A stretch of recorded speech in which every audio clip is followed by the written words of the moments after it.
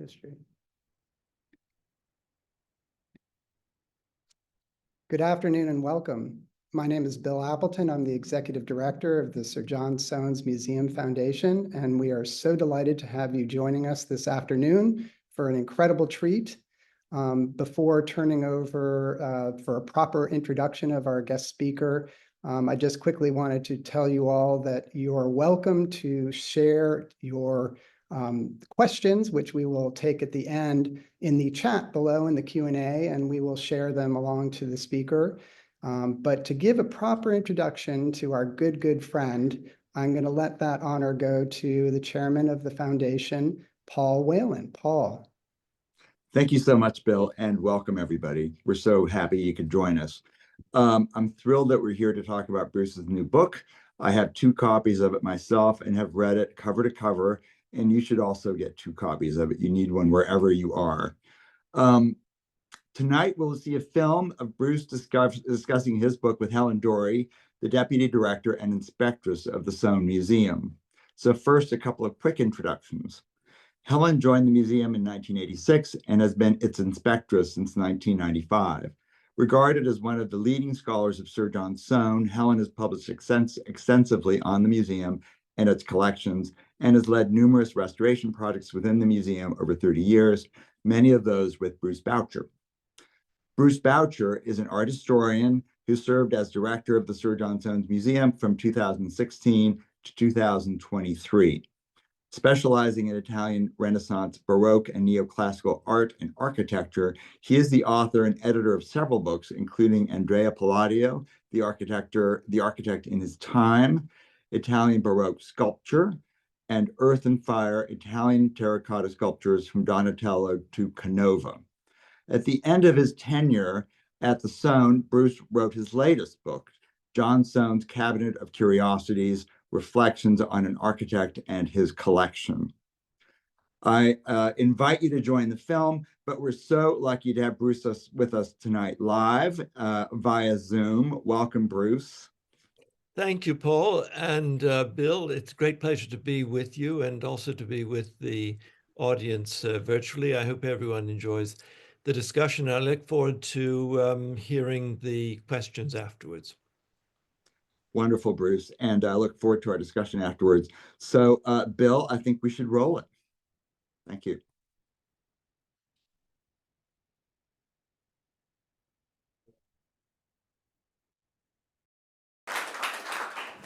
Well, thank you so much. It's an absolute delight to sit here with Bruce, who I had the pleasure of working with for 8 very happy years, and in this fantastic room, which I think is like a microcosm of Soane's whole collection. Bruce's book is an absolute delight. I'm going to hold it up so that it appears on the film in all its glory. I hope you'll all buy a copy this evening and read the excellent reviews in the Times and Spectator and elsewhere, and I'm sure there'll be more of those. I know Bruce wants to say a few words before we go straight into our discussion and before I ask him about the nature of collecting. Well, thank you, Helen, and thank you all for being here tonight. You know, there's an old saying, the criminal always returns to the scene of the crime, and here I am. But it is wonderful to be back in this building with old colleagues, and I wanted to start mainly by saying a few thank yous, above all to Helen, Dorey, and also to Sue Palmer. I refer to them in the book as co-authors because they shared with me so much of their knowledge of this place. And in addition, Francis Sands, the curator of drawings, was always there to help, particularly when we were gathering images together for the book. And all of the visitor assistants whom, as you know, when you come here, there are not many labels, but we do have these wonderful people, and most of them have been here for decades, and so they have learned so much, and they shared it with me. And in a sense, the book is a kind of extended thank you note to the staff of the Soane. And while I'm talking about thank you notes, I should also mention 2 great friends of the house, Deborah Lowe Bryce, who unfortunately can't be here with us tonight, but is a great patron of the house and also a great personal friend of mine, and was very instrumental in the realization of this book. And also Frank Salmon, Dr. Frank Salmon of Cambridge University, who is a trustee but also a distinguished architectural historian. And Frank took on the unenviable task of reading some of the core chapters of this book a couple of years ago and making suggestions for its improvement, for which I'm very grateful. And lastly, I would like to thank Mark Eastman, Daphne Fordham-Smith, and all of the Yale University Press team, who really done a wonderful job on this book. When I think of what it was like when I submitted it to them and what it looks like now, they really performed miracles. So if you do buy a copy, or if you look at it, you will see that it has a kind of sheen that I think captures something of the beguiling nature of this building and the collections. Well, I think, Bruce, what you've given us in this lovely book is in the nature of a meditation on what it is to be a collector and the psychology of collecting. And I just wondered if you might tell us a little about how it came about and what led you to think so much about Soane's psychology. Sure. Marc Bloch, a French historian, once said that it's always worthwhile looking into the history of a word. And I think one can expand that to look at the history of institutions. And I began my life as an academic, but when I went into the museum world and went to the Art Institute of Chicago and then the University of Virginia Art Museum and then finally coming here, I always wanted to try to understand how the institution had arrived at this particular point. They were all in many ways like Tolstoy's unhappy families. They were unhappy in their own particular way. Certainly the history of the Soane, you could say there's a vein of unhappiness in spades running through it during Soane's lifetime. And as we said, as I said earlier, there are very little guidelines for people when they come here, other than what they know already or what they glean from the museum assistants. And so I set about to try to figure out for myself what Soane collected, what he didn't collect, why the display was the way it is. Soane, in his writings, was very sparse about explaining these things. He said everything was arranged as meditations for my own mind, but he never explained what that was. So it's as if he was withholding the key. So I tried in this book to piece together elements of the collection, looking at it in terms thematically, the display, the Soane's rather complicated relationship with the Gothic in terms of the monk's parlor, his investment in modern British art, which is something that I think is surprising, because when we come here, probably our takeaway impression is the dome area with the bust of Soane surrounded by all of these classical fragments. And it makes you think that this is a temple of classicism, but it's not, because Soane was equally, if not more importantly, interested in modern British, as we would call it today, but certainly modern British in his day. And he used his fortune, his wife's fortune, to leverage his influence in the British Academy, in the Royal Academy, both in order to become a member of the Academy, but then once he was there, to become professor of architecture, to use his patronage to build a power network within the Academy. There were times early on when it looked like he might be expelled from the Academy, but he had a claque of friends like Francis Bourgeois, William Beechey, among others, who supported him. And I think Arthur Bolton, who was one of our predecessors in the 1920s, said he thought that one of the reasons why the Royal Academy didn't want to expel him, because he was not a very clubbable man, was that they were afraid that he would start his own academy. She sort of did. Well, he did in a way. And I think the worry was that the Royal Academy had very little architectural resources. And Soane had considerable architectural resources, and they were afraid that he would take these away and create something, a rival academy, which in those days, in the 18 teens and 20s, could have been a possibility. But in the end, he didn't, and he got back into the good graces. And, you know, looking around this room, we have these ceiling paintings by Henry Howard. Who is Henry Howard? He's not a name to conjure with today, but in Soane's day, he was quite an influential person within the academy. He was the secretary, and in the 1830s, when Soane's eyesight was so poor that he couldn't give his lectures on architecture, Howard read them for him. He also was a kind of go-between and a fixer for Soane, as was Turner, who was probably one of his few real friends in the academy. And Turner recommended George Jones, again, not someone that you would think of as an important artist, but Soane paid him £500 to do the painting which is upstairs in the south drawing room of the opening of London Bridge in 1831. And there were reports at the time that Soane said he would have paid him twice as much for the painting. So in a way, again, he had this wherewithal, and he used it to elevate these people. But also, when we look at today with changes in taste, we can see that Soane was sometimes betting on the wrong horse. Very much so. But it's interesting that his collecting had its origins in his practice. Yes.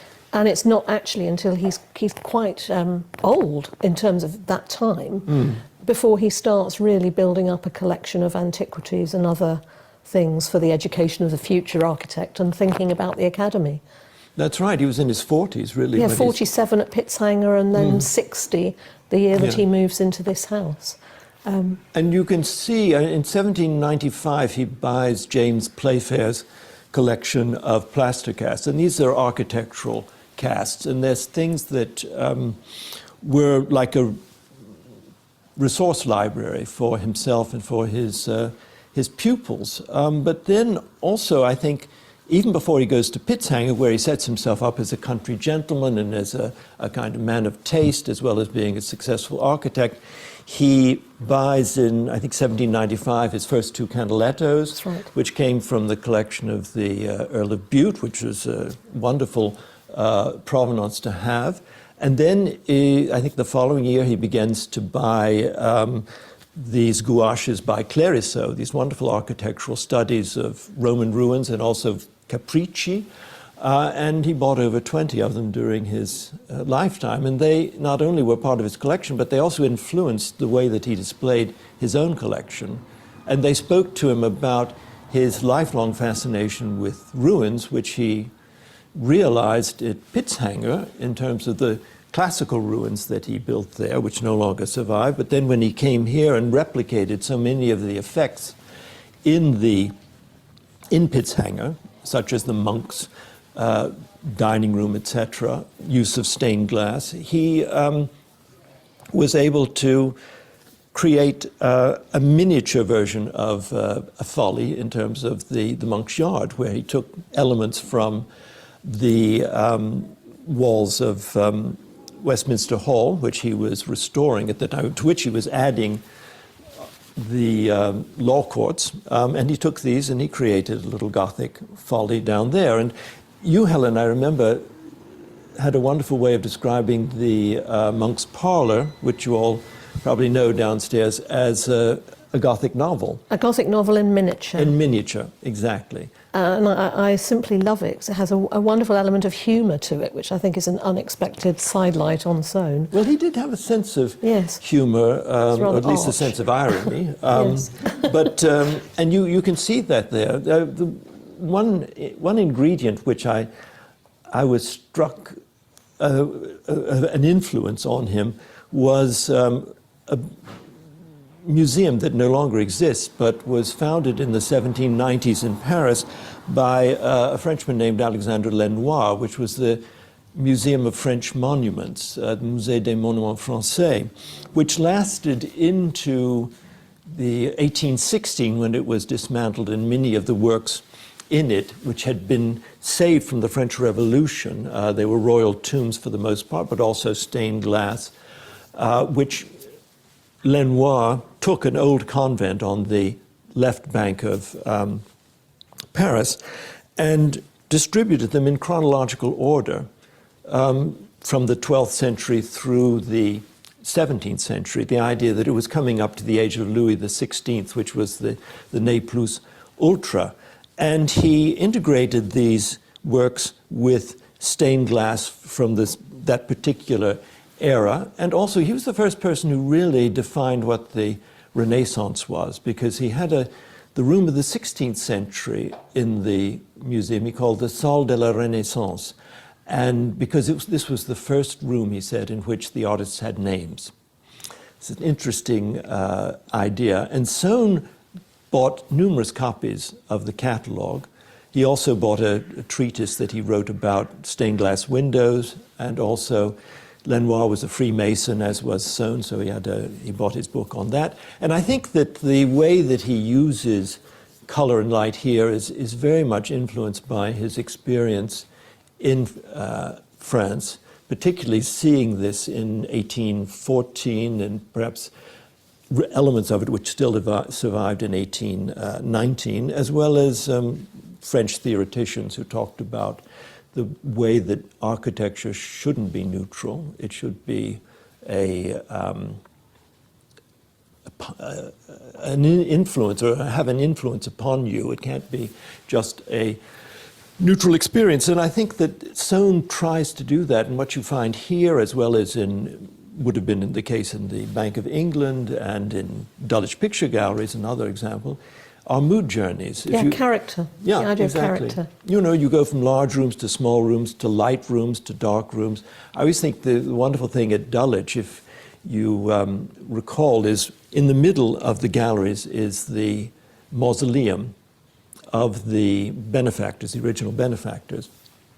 And you leave the brightly lit galleries, you go down 3 steps, and there's a lantern with yellow stained glass, and immediately you're in a totally different atmosphere. And this change is so abrupt and so dramatic, it really pulls you up short. But I mean, Soane certainly knew what he was doing, and he used this house the way that, say, Frank Lloyd Wright used Taliesin as a kind of lab for achieving these purposes. And as a self-promotion tool as well. I mean, the breakfast room next door I always think is fascinating because it's like a miniature of one of his own banking halls at the Bank of England, but it's also full of tributes to all his lost friends and associates, from Napoleon to Flaxman. Yeah. And as you bring out so beautifully in the book, Bruce, is the absences that there are in this house and how they contribute to it.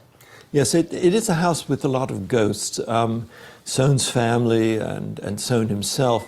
First and foremost, his wife, Eliza, who died in 1815, and he always blamed his younger son, George, for her death. And in this room, for instance, over there under the canopy is the model of her tomb, which was eventually his tomb in St. Pancras burial ground.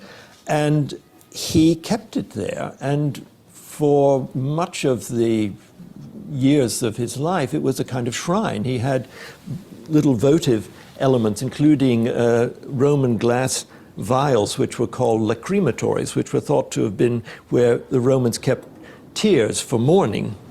And he had 3 watercolors of the tomb in different rooms down here, so that he was constantly reminded of that, of what he called his eternal home, while he was living in his temporary accommodation here. Yes. And in a way, in this room, he dined with his own dead, his wife, and with the ancient dead as well. And Absolutely. the structures of these bookcases and the way the vases are placed are rather reminiscent of Etruscan tombs. Very much so. And of course, he thought that these vases, which we see up here, were somehow related to death and funerary mysteries. When they were first discovered in Etruscan tombs, they were called Etruscan vases. And Soane, even though this idea by the 1820s had been thoroughly discredited, and it was observed that they were simply the equivalent of modern crockery, he nonetheless kept this idea. And in fact, the way in which they're installed beneath these canopies here does reflect Roman cineraria, where there would be niches and the vases containing the urns would be kept. And then when you can imagine when Soane was sitting here on his own having dinner, he would be sitting between paintings by Joshua Reynolds and Thomas Lawrence, the first president of the Royal Academy and the third president of the Royal Academy. And I think he wanted to get a painting by Reynolds because it was in 1776, when he was a pupil at the Royal Academy schools, that he won the gold medal for drawing. And it was given to him by Reynolds, who prophesied great things for him. And someone who was at this ceremony said that Reynolds' predictions were worth far more than the gold medal itself.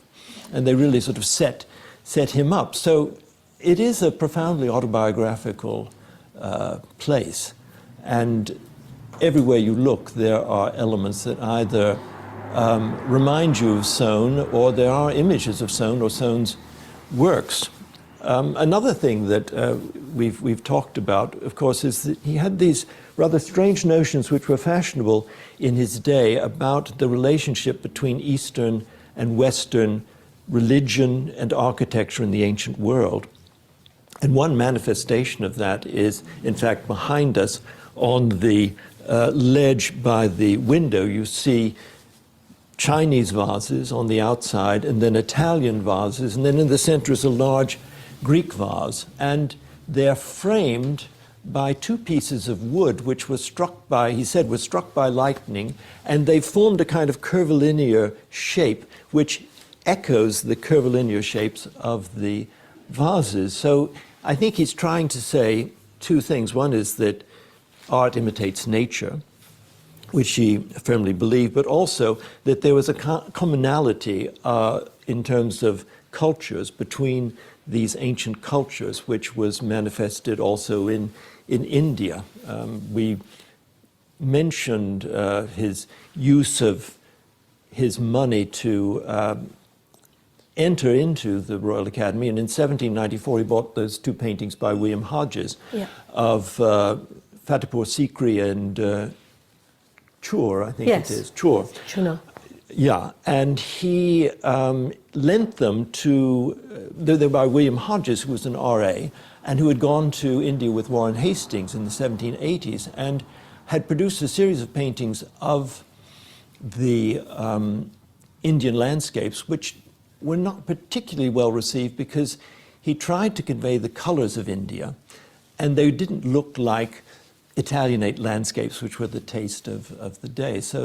But Soane bought 2 of these, and then, of course, the next year he was made an associate Royal Academician, and he lent them back to Hodges for an exhibition, and he became quite interested in India. We have well, in the picture room, we have the wonderful ivory chairs, which were made around 1800, and a table which is up in Mrs. Soane's morning room now, but was originally in the picture room. And he liked to think that it was had been in the possession of Tipu Sultan, and he mentions this in his description. And this was fanciful, but again, it was a kind of, you could say, a kind of sotto voce tribute to imperialism, that this came here. And in fact, Barbara Hoffland, his friend, who was a novelist and wrote a kind of obligato to the prose of Soane's description in the 1835 description of the house, waxes lyrical about how, you know, this great tyrant Tipu was brought low, and that these works were brought back to this country. You know, this idea that England, as they would say in those days, was giving its light to the world. And Soane certainly bought into that, as well as, you know, being a great admirer of Napoleon, which I always thought was rather strange for the architect of the Bank of England. Well, I think it is a bit strange, but perhaps it was just that Napoleon was a self-made man, as he was himself, who'd risen to great heights, and I think Soane rather admired his egalitarianism, not his self-promotion to emperor, of course, but in earlier times.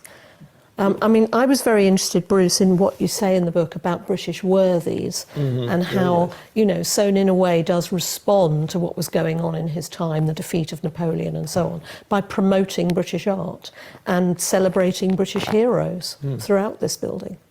Yes, in fact, in 1829, he created the Shakespeare recess upstairs, and then on the floor above it, the Tivoli recess. And this was an area which he could exploit, because the boundary walls between this building and number 12 next door were not rectilinear. They were on an oblique line, because they represented the boundary between two pieces of the medieval Lincoln's Inn Fields. And so on the landing of the staircase, he was able to create these little spaces, which I suppose originally he used for storage. They were broom cupboards, I think. Broom cupboards, exactly.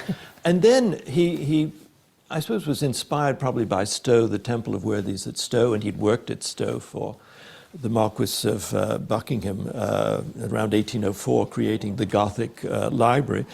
He was inspired by that, and he created a little shrine to Shakespeare. He commissioned 2 paintings by Henry Howard, whom we see above here, and one of which I think he must have dictated the subject to Howard, because it shows a kind of Byronic figure of Shakespeare sitting on a rock, surrounded by the muses, being inspired by them. And the description of it in his account of the house is so detailed that it reminds me of the kind of descriptions that Isabella d'Este would send to artists like Giovanni Bellini, saying, I want you to do, you know, this mythological scene, and it has to have A, B, C, and D in it. And in the ceiling, he's created a kind of Rococo ceiling effect, like a Roman chapel, and he managed to get from his friend, antiquarian John Britton, a copy of the bust of Shakespeare from the tomb in Stratford-on-Avon. People were very interested in phrenology in those days, and so I think they'd looked at Shakespeare's skull to see if it gave them some clue as to why Shakespeare was Shakespeare. But anyway, he built this thing, but there was still a practical element, because I think he still kept his china. Yes, he still kept his Worcester dinner service in the cupboard at the back of the Shakespeare recess. But as you pointed out, I mean, the way that the paintings are set up, it's really like a kind of altar. And of course, this was at the height of bardolatry. Yes. And, you know, of course, he was well aware of Garrick, whom he found fascinating, although he never heard him. He collected a lot of memorabilia. He had one of Garrick's editions of Shakespeare, and he put his bookplate opposite Garrick's. He had a rare engraving of the death mask of Garrick. Yes. And he was a great devotee of drama, also one of the founding members of the Garrick Club. So it's explicable in a way that he would have this veneration for Garrick and Shakespeare, because Garrick saw himself as the kind of alter ego of Shakespeare, promoted himself like that. But what I found interesting was at the same time that he was creating this shrine to Shakespeare in 1829, on the floor above, he created a shrine to himself. The Tivoli recess, which is now full of British sculpture of Soane's day, originally had Soane's bust, which is now down here, his prize-winning designs at the Royal Academy School, his diplomas for an associate Royal Academician and full Royal Academician, and the bust of his first master, George Dance. So, and it's illustrated as such in the 1830 guide to the book. But then once in 1833, the museum was given legal status. It became the first national museum to be created by law in that manner. Everything changed, and he took the bust and he brought it down here to the dome area, and he rearranged the space to be a receptacle for sculpture. And he was aided in that by Francis Chantrey, who was a notable sculptor and a power in the Royal Academy and a friend of his. And Yes. there's a wonderful way, transactional way in which Soane would engage with people sometimes. He designed an antechamber for Chantrey's sculpture gallery in his house in Belgravia, and in return, Chantrey did his portrait bust. So it was a kind of quid pro quo. Yeah, that absolutely. way. Yeah. And in a way, Garrick links us to Hogarth, who's such an important Yes. figure here, Yeah. as sort of top dog amongst the worthies, you might say, particularly when you step into the picture room. Oh yes, I think he had probably identified with Hogarth to a degree, just as he identified with Sir John Vanbrugh. He liked these rebellious types, people who were not following conventions. In fact, once I was asked, did Soane like Palladio?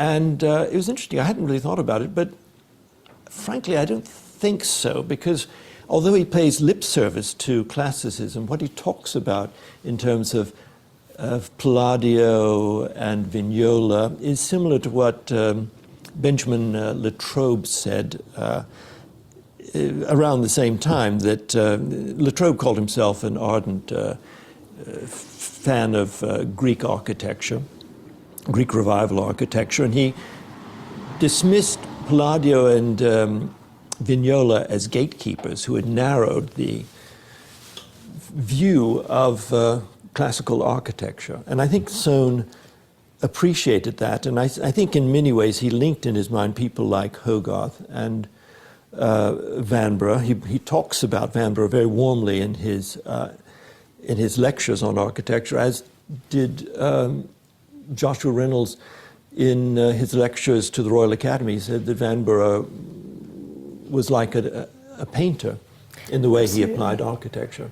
Yes, it's fascinating. In fact, we did discover just a year or so ago that Palladio was missing from the dome area and had in fact been represented there, and it was one of the last things that happened while you were director. That's right. Actually, which I Yes, thought we was brought so it back. appropriate to Bruce as the great expert on Palladio. So we reintroduced a bronze bust of Palladio, sort of above and behind Soane, but he is sort of in shadow, isn't he? He's Yes, not yes. He's part not. of the pantheon, as it were. No, I don't think he was in his private pantheon, but certainly he, when he bought the Rake's Progress, it was just about the same time that he became a full Royal Academician. And in fact, he was laid up with gout, and it was Mrs. Soane who often in these early days would do the bidding for him. And so she bid on it, and after they got the series of paintings, they had a dinner here, and they invited various academicians to come and dine with these paintings I around found that them. fascinating. I wonder how on earth they prop them all up in this room. And it's curious because Farrington says that the Rake's Progress was destined to go straight away to Ealing, to Soane's country house. And yet they obviously had this Oh yes, yeah. rather grand reception for them in a way here in Yeah, Lincoln's Inn Fields. Exactly. And then in 1823, he paid, I think, the second highest price for any object in his collection, which was over £1,700 for the election series, the 4 paintings of the humans of the election, which are now, predominate with the big canaletto in the picture room. And I think one of the reasons why he wanted to buy it was that in 1814 he'd lent the Rake's Progress to an exhibition at the British Institution on Reynolds, Hogarth, and Gainsborough. And William Hazlitt, the critic, said, was rather cutting about the paintings of the Rake's Progress, and he said that really the engravings were far better than the paintings, and that must have nettled Soane. And so there was no disputing that the peaks of Hogarth's painting were the Marriage a la Mode, which is now in the National Gallery, and in fact had been bought by Angerstein, John Julius Angerstein, for a considerable amount of money. And I think this was Soane's riposte to that, buying the Humours of the Election. And also the other cachet to it was the fact that it had been owned by only one person since Hogarth, and that was David Garrick, the actor. And of course, the picture room was really designed specifically around those 4 paintings. Precisely. And it's intriguing that when Soane first owned a Rake's Progress, he just hung it on the wall in Ealing, as you would. And perhaps at that time, he and his wife, with their 2 sons, were able to sort of smile wryly at Hogarth's, satirical observations about modern moral subjects. But by the time Soane built his second picture room, not only did he know about Hazlitt's comments, but his own son had rather emulated the Rake. And so the paintings were tucked away rather decorously behind the North Plains. Closed doors, yes. Yes, we need to talk about George, I think. I think we do need to touch on George. Well, tell us more about your thoughts about Soane's family and how his, yes. in a way, the downturn, if you like, in relationships within his family, which was set off primarily by the death of Mrs. Soane, although it started earlier. Oh, yes. And how that contributed to the setting up of the museum, really. Well, yeah, you're absolutely right, and this is nothing new, but in talking about collectors, one of the things that I've been struck by, and it's been observed by other people, particularly a psychologist called Werner Münsterberger, who wrote a wonderful little book called An Unruly Passion about collecting, was the fact that collecting really was a kind of response to social anxiety by individuals who felt that at least if they could capture a work of art, they had some tangible control over their surroundings, over their life. And many of the people that Münsterberger talks about, like the Baronet Sir Thomas Phillips, who was a 19th century bibliophile who really bankrupted himself by buying. He would buy out the entire contents of a bookseller. He would spend £4,000 a year in the 1840s on collecting books, and he was worried that his son-in-law would get control over this. So when he had his will, when he drew up his will, he said that the collection would not be open to anyone of the Roman Catholic faith, knowing that his son-in-law was a Roman Catholic. So it was a bizarre thing. But if you think of people like Freud or Horace Walpole or Henry Clay Frick or Andrew Mellon, and certainly Soane, one of the themes is that they often have unhappy relationships with their families, with their children. And it was certainly true in spades with Soane. Mind you, it must have been difficult being his child, because as a self-made man, he gave his 2 surviving sons, John and George, every opportunity. He raised them as gentlemen. They went to Cambridge. He had hopes that they would follow him into architecture and create what he called a race of architects, as with the Adam family or the Dance family, the Wyatt. But John was physically weak and also didn't really have much of a flair for architecture, so he left it as soon as he could and really spent the rest of his life either abroad or convalescing. He married a woman that his parents didn't approve of, and Soane gave him a hard time over that, although he continued to support him.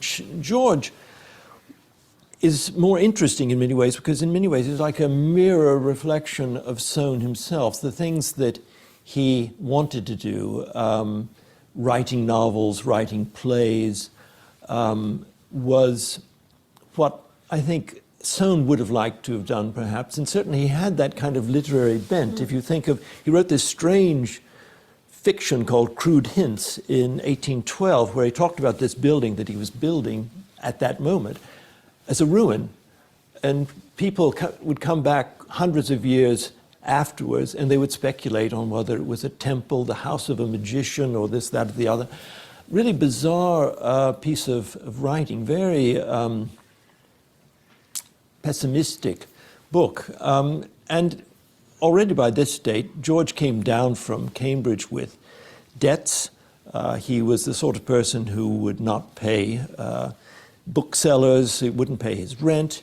He never really made enough money as a writer to be independent of his father. So there's this cycle of letters between the two of them, which Soane had copied out in ledgers, and later an extract of them published privately to distribute to about 50 people. Yes, it's extraordinary. And, you know, George would vary from wheedling letters saying, you know, I can't really feed my family, to threatening suicide, to really rebuking his father. And John Soane would take a kind of icy pleasure in not answering, or would tell him when George sent him a book that he'd written, you're never going to get anywhere with this. I will support you if you go into the church or the army, but you don't have any future in writing. And yet at the same time, he read all of these things. In fact, he read them very closely because he sometimes accused George of caricaturing himself in well, he did describe Soane as a eunuch in a seraglio. Well, yes, he did. It's one of his nastier. Yeah. Well, that, I mean, for many of you probably know this, that George went into debt and his father would bail him out. And then finally in 1814, his father and mother, I presume, decided he's got to learn a lesson. So he went to prison for 4 months, for debtor's prison. And it really crystallized his animosity towards his father. And when he came out, he wrote a denunciation of his father, a character attack, really, which was published anonymously in a paper called The Champion. And it ridiculed him as an architect, said that Robert Smirke, whom Soane disliked, was a much better architect. He said that, quite astutely, he said, you know, Soane's architecture, he takes a bit from here and a bit from there, and he thinks he's done his duty. And certainly Soane was a bit of a magpie as an architect. But he did say that he compared him to a eunuch in a seraglio, surrounded by things that he couldn't enjoy. And Mrs. Soane realized that George had done this, and she's supposed to have said, George has given me my death blows. I won't be able to hold my head up in society. And she did die a couple of months later. And so because of that, Soane always blamed George for his wife's demise. And it accelerated both his collecting, again, this idea of trying to assuage a vacuum or a gap in his personal life by these acquisitions, but also in 1832, he discovered that George was living in a ménage à trois with his wife and his sister-in-law, and had a son by his sister-in-law. And I think that this may have been the moment when Soane decided to go to law and create the museum. I think that's it's such an amazing insight to me, because it is something I hadn't really connected up before. And in fact, I think it's very typical of Soane, because there's this deep, deep personal hurt and sadness. He never quite relinquishes the idea that his family might look after the museum in some distant future, but this rift with George, but then coinciding with his retirement from practice, and the two come together. That's true. And well, what's so interesting is if you go upstairs to the, as we will after this talk, to the South Drawing Room, you'll see a portrait of Soane in 1804 by William Owen, another R.A., and a portrait of George and John. And you wonder why in the world he didn't take it down, why the images all over the house of Mrs. Soane with the children. There's a bust of George on the stairs by Thomas Banks, and he talks about it in his description of the museum, but he doesn't name George. He refers to him at times as either the monster, or he says, quoting a line from Colley Cibber's reworking of Shakespeare's Coriolanus, the boy who set fire to the dome, which is a reference to Herostratus, who burned down the temple of Ephesus. And the second part of these lines in Cibber's Coriolanus is he set fire to the dome and eclipsed the pious fool who built it. So there, this idea that, again, it's the father-son. Just as in the South Drawing Room, there's this drawing by Flaxman of Mrs. Soane, and underneath it there's a quote from Madame de Staël's Corinne, which says, "Dear friend, I can no longer hear your voice. Tell me how to fulfill your wishes." And in the original book by Madame de Staël, it's a son looking at a portrait of his father. But Soane has turned it into husband and wife. And I think that's a wonderful note on which to finish. And what your book does is give us an absolutely exquisite, really, account of how this amazing place came to be, and how it is a step into the mind of John Soane when you enter through its front door. And it remains, as Soane put it, permanently magical. So on that note, perhaps we can thank Bruce again, and congratulations on the book. Thank you.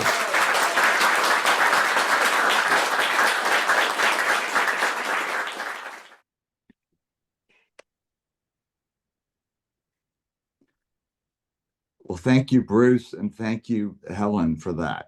I don't know if Helen's on, but that was wonderful, Bruce. Can you hear me? Yes, I can. Okay, wonderful.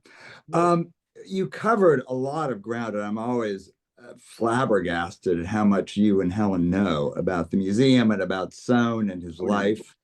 And but I'm wondering if, Bruce, maybe you could talk about a little bit about the kind of the reviews, or how people saw the museum when it first opened, and maybe people who weren't English, how they saw the museum, their reactions to it, both before he died and maybe after he died, and into the Victorian era.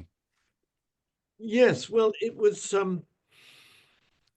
I think, for certainly probably the first 150 years of its life, it was people puzzled over it, because Soane created it really on the cusp of the change from the Cabinet of Curiosity to what we would call the modern museum, in which everything is organized according to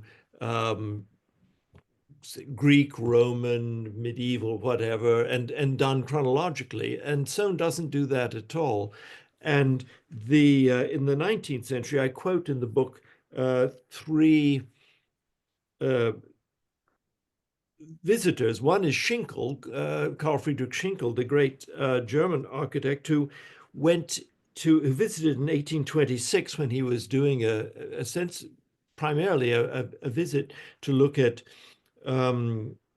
architecture, industrial architecture in England. But he said that, well, I can quote you a bit here. He said, It contains a great number of casts, fragments of antique statues and buildings, vases, sarcophagi, little panels and bronzes, all exhibited in the riskiest manner, in small spaces lit from above and the side, often only 3 feet wide. Medieval, antique, and modern works are intermingled at every level, in courtyards resembling cemeteries, and in chapel-like rooms, in catacombs and drawing rooms ornamented in Herculanean and Gothic styles.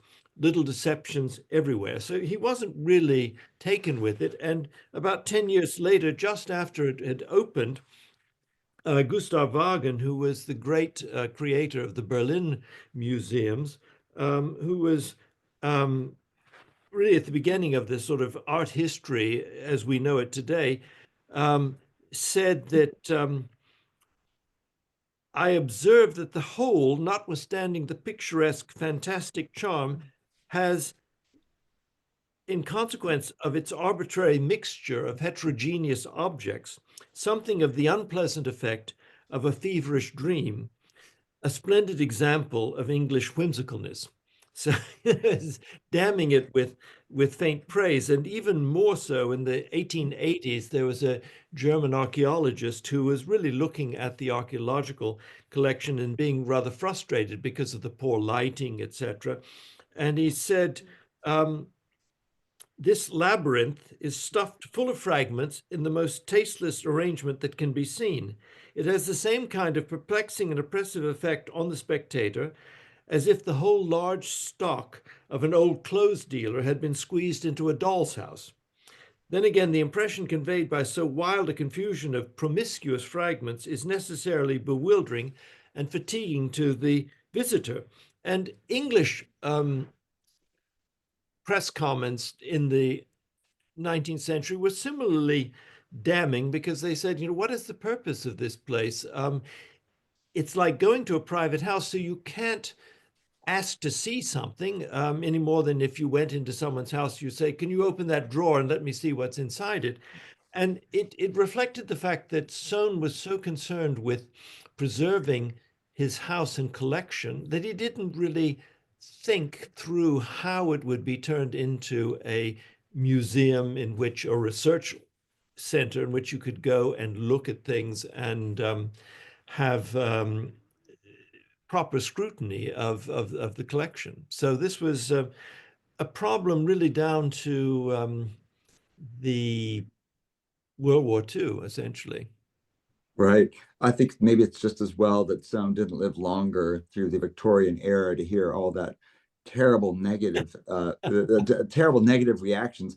I'm wondering, Bruce, why you think that in the middle 20th century through the now to the 21st century, that that the museum has found so many admirers. What do you think has changed in culture?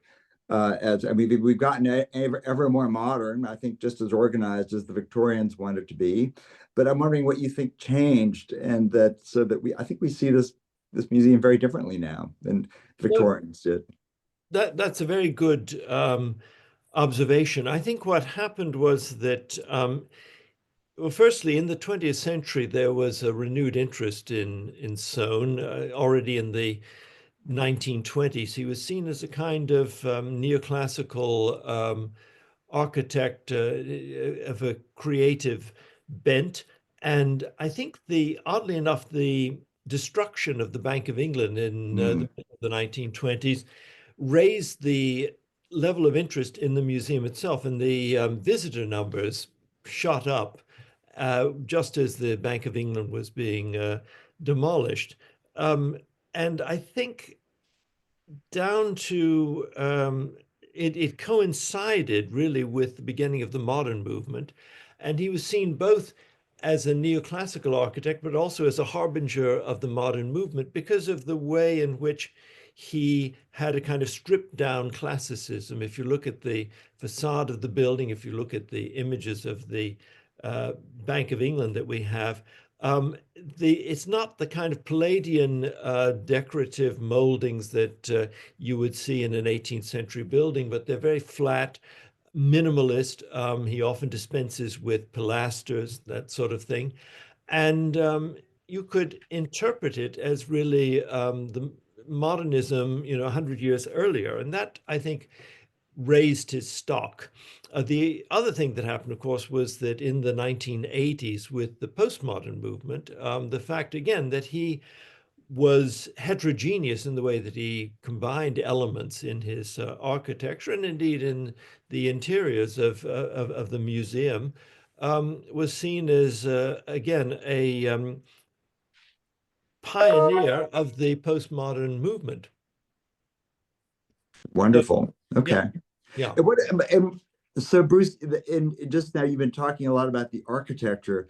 What about the manner in which he displayed everything? Because I think that that also was really disliked by the Victorians, but I think that now people love the way things are displayed, is my feeling. Maybe not everybody, but I think there's a lot of appreciation for the way things are displayed, which is the opposite of the sort of the cleanness of his architecture. And I'm wondering why you think that is, because I think that something's really changed there as well. Well, I think Soane was not really an antiquarian. He wasn't so much interested in where things came from, but it was the aesthetic response. And so he puts them together in a way, as he said, studies from my own mind. And what he meant by that was that they triggered an emotion or a thought process that was important to him. And it stimulated, they became interlocutors with each other. These things, whether they were medieval, something medieval next to something classical, or the fact that you might have something Egyptian with something Greek and something Roman to show a kind of continuity of motif across cultures. And this is something that I think has become very popular, or almost passé nowadays. I was recently in a museum in near Norwich, the Sainsbury collection at the University of East Anglia, and its basic largely began as a non-Western collection, African art, Asian art, but the way it's presented is you've got maybe a Japanese mask, you've got an African mask, and then you may have a portrait by, I'm blanking on his name, a contemporary artist, an abstract portrait, say by Picasso, or a quasi-abstract, or Francis Bacon. And the idea is that, you look at these things and you form your own connections. You make your own connections between them. And this is precisely what Soane was doing. So in a way, Soane was in advance of his time. And this was why I think it was so frustrating, particularly for professional art historians like the Germans that I quote in the book. That and of course, in the 1930s, there was a parliamentary commission which came to the Soane and made suggestions that everything should be rearranged in modern museological terms. And Thank God they didn't do that, right? well, they did. Well, World War II happened, and then after that, it became a kind of dead issue. And first they had to put the museum back on its feet, and then after that, it was well, even actually, if you looked at photographs of the drawing room, the South drawing room in the 1940s, it's unrecognizable because it's full of bookcases and full of all sorts of objects. And it was only because in the 1990s, the trustees were able to buy the third of the three buildings that Soane built on the north side, number 12 and number 13, which became the museum proper, and then number 14, which left the museum. He wanted it to go to his grandchildren, but in the end, it ended up as commercial legal offices. When they were able to buy that building in 1996, they were able to decant a lot of the elements from the museum, which were doubling up as both offices and research areas and areas for the public to look at the collection. They were able to recreate, Soane's original interiors. So it was Right. it's something that I think the museum is still grappling with today because of the size of the museum, the number of people that want to see it, and Right. how to reconcile all of that. Right. Do you think also, I just wonder also if in the 20th century sort of uh, uh, media, movies, modern art, the way that images are sort of flashed up in front of us very quickly. Yeah. There's a desire that it's okay to mix high and low.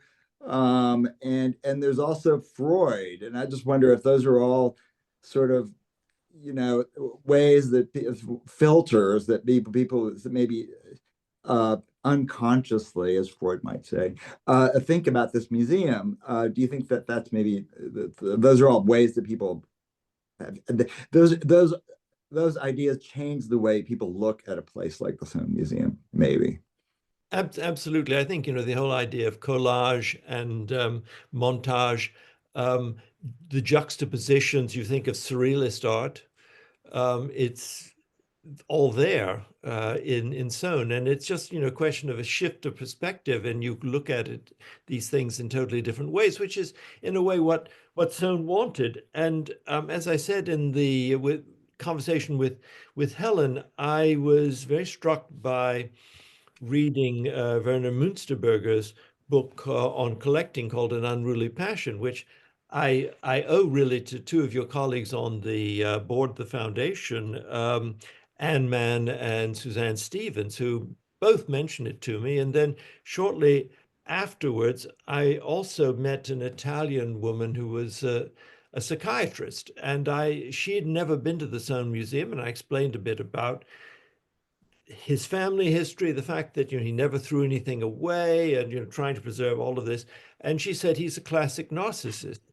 Right. And Right. that did both of those, both Münsterberger's book illustrating other narcissists, and then also looking at Soane in that way, crystallized an aspect of it that it's, as I said, intensely autobiographical, but it also is an expression of his anxiety about his position, his fame, and losing control of everything that he had, dedicated his life to. Wonderful. I wonder if we should. I think we probably need to end soon. I love the idea of ending this on narcissists and artists.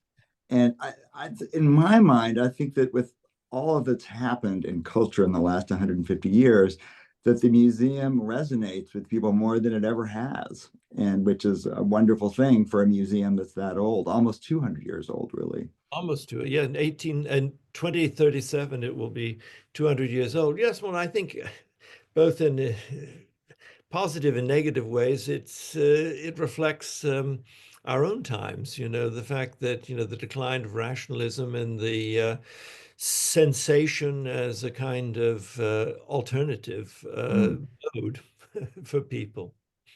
But we hope. I hope in a positive way, mostly positive.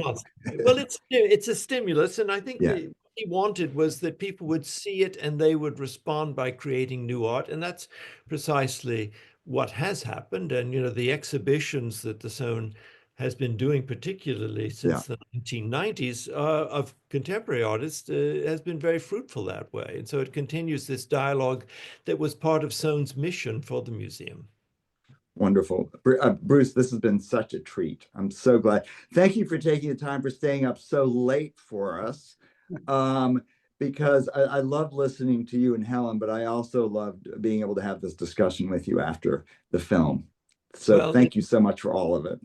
Well, no, thank you both. And it's a discussion that will continue. And also my thanks to the foundation, which has been a great friend to the museum. And also I feel a personal friendship with all of your members. And I think I could only quote Clement Moore by saying, and he said as he went out of sight, "Merry Christmas to all, and to all a good night."